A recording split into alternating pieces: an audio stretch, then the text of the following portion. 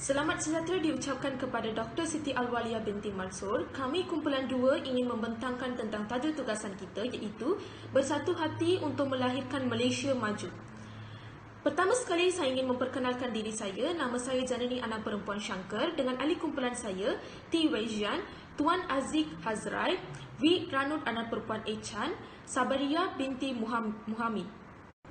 Selamat sejahtera, nama saya Janani Anak Perempuan Shankar, nombor matrik 285341. Dari segi latar belakang dalam pembentukan Malaysia merupakan, seperti kita tahu, Malaysia merupakan sebuah negara yang mempunyai masyarakat berbilang kaum seperti Melayu, Cina dan juga India. Setiap kaum mempunyai identiti dan latar belakang masing-masing. Sistem kolonisasi yang mutlak telah menjadi asas bagi pembentukan masyarakat majmuk berbilang kaum di Malaysia pada abad ke-19. Keadaan ini telah menyebabkan masyarakat tanah Melayu terdiri daripada berbilang kaum. Sebagai contoh dari segi latar belakang kaum Melayu, mereka bertinggal di sesi perkampungan dan juga menampung bekalan beras di tanah Melayu. Dari segi kegiatan aktiviti sosial, mereka juga bekerja sebagai petani, penternak, nelayan dan juga memungut hasil hutan. Dari segi latar belakang masyarakat Cina, mereka biasanya berada di kawasan perbandaran. Kedatangan buruh dari Cina secara besar-besaran bermula sejak dari awal ke abad ke-19. Kebanyakannya berasal daripada wilayah selatan China iaitu Fungkin, Kuangtun dan juga Guangxi. Orang Cina ini dibawa masuk ke Johor melalui sistem Kangchu dengan menggunakan surat kebenaran yang dipanggil sebagai surat sungai. Pada akhir abad ke-19 dan juga 20, penjajah British mendapati India sebagai tempat mendapatkan buruh-buruh yang murah, patut dan juga senang dikawal. Sistem yang paling popular dalam usaha membawa usaha-usaha buruh India ialah sistem Kangani. Namun, sistem ini dihapuskan pada tahun 1938.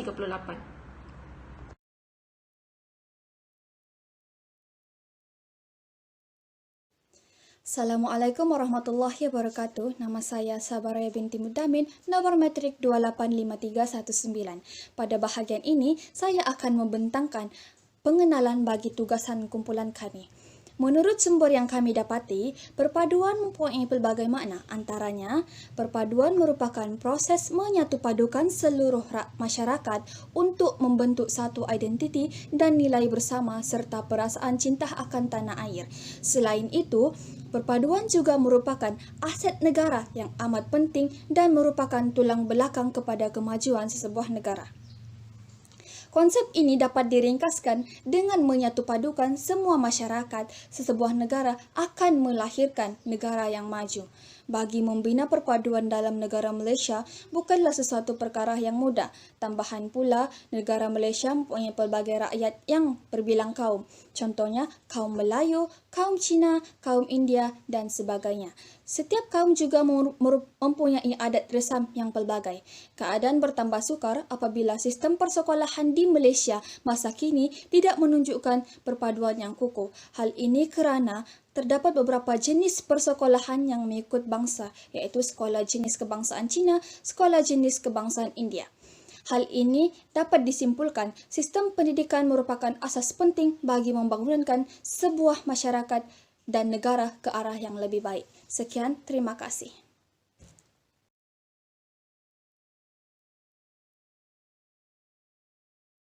Salam sejahtera saya ucapkan kepada semua. Saya Wirana Arpupuan Ijian, pemagang nombor matrik 285265. Saya akan membentangkan manfaat perpaduan kaum terhadap negara maju.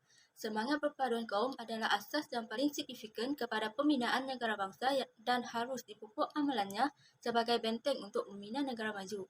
Perpaduan kaum mendatangkan pelbagai manfaat, antaranya menjamin keamanan dan keselamatan negara. Hal ini kerana perpaduan dan persefahaman antara kaum dapat mengurangkan prasangka buruk yang akan mencetus isu-isu sensitif kaum dalam soal hak, warna kulit, kepercayaan, agama dan budaya.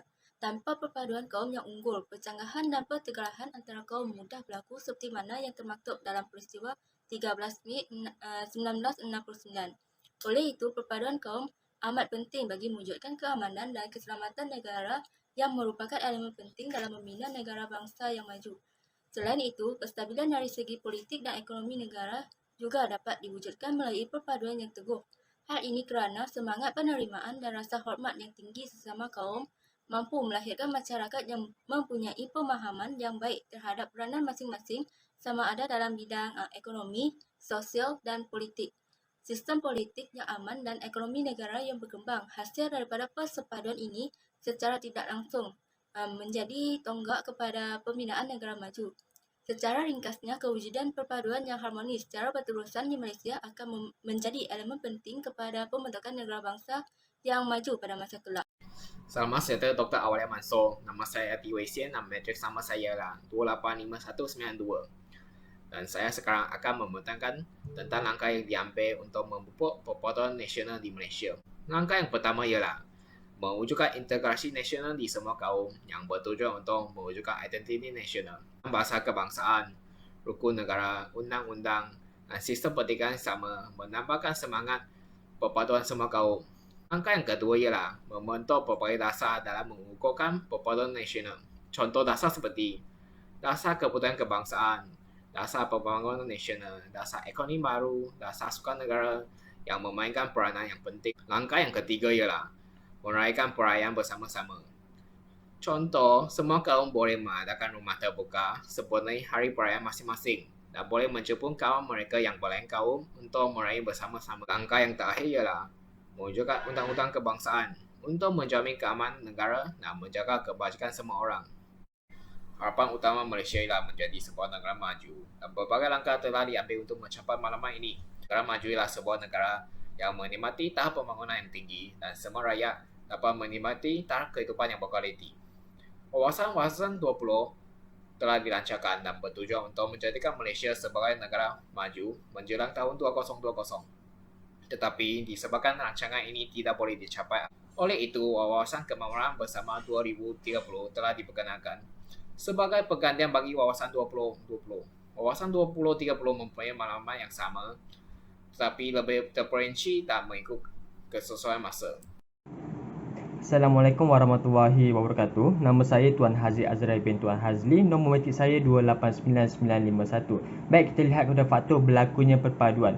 Ianya berlaku seawal Januari 1949 apabila pemimpin Melayu ketika itu Datuk On bin Jaafar daripada UMNO bersedia untuk berkongsi kuasa dengan kaum-kaum lain di tanah Melayu ketika itu, dan hasilnya tertubuhnya sebuah jawatankuasa perhubungan awam atau yang kita panggil sebagai Community Liaison Committee CLC, dan CLC ini telah membangkitkan pelbagai isu. Antaranya yang dibincangkan oleh CLC ialah pada 1949 ialah bahasa, pendidikan, agama, kerakyatan dan juga ekonomi.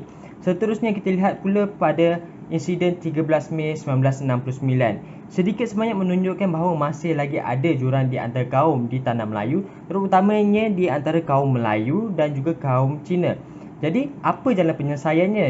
Oleh itu, kerajaan pada 30 Julai 1969 telah mengumumkan rancangan untuk memperkenalkan bahasa Melayu sebagai bahasa pengantar di sekolah-sekolah di Semenanjung Malaysia secara berperingkat daripada darjah 1 pada tahun 1970 dan pada tingkatan 6 pada 1982 dan 1983 bagi pelajar tahun pertama di institusi pengajian tinggi.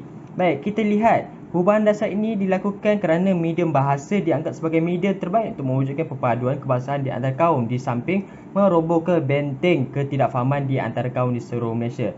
Sekian itu saja. Terima kasih.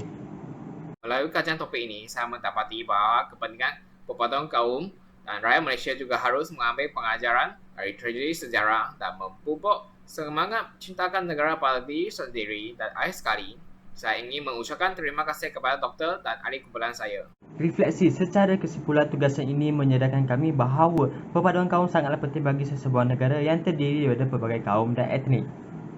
Saya berpendapat bahawa pembentukan negara maju memerlukan masyarakat yang bersepadu. Oleh itu, saya berharap semangat perpaduan dalam kalangan masyarakat perlu diterapkan.